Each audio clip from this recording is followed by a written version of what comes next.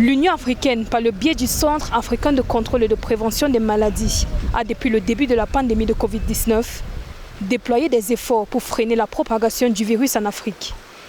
Des mesures prises pour protéger non seulement la santé, mais aussi les économies, ainsi que pour prévenir de futures crises.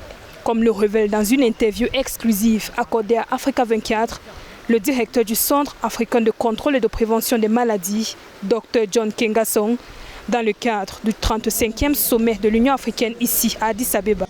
So far, the efforts of the Africa CDC.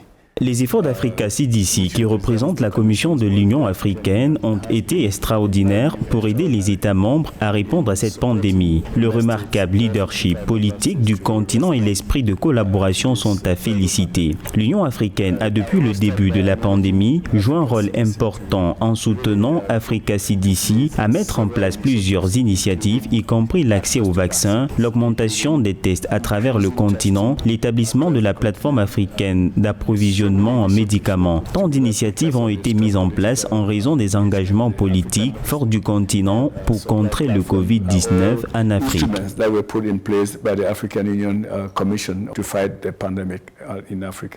Les programmes de vaccination anti-Covid-19 mis en place par Africa CDC semblent apporter une stabilité à l'échelle continentale. L'institution note une amélioration de la situation vaccinale à travers l'Afrique, avec environ 11% de la population vaccinée à ce jour.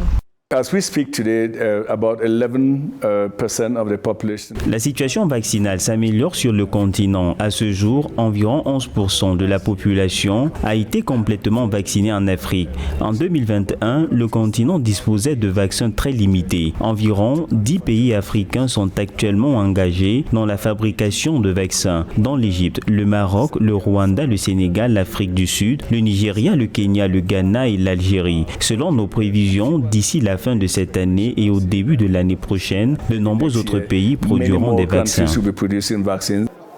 Selon l'Union africaine, près de la moitié de la population africaine, soit 1,1 milliard de personnes, est privée d'un accès régulier aux médicaments les plus essentiels. En 2021, l'Union africaine avait initié l'Agence africaine du médicament afin de remédier au manque d'accès à des médicaments de qualité.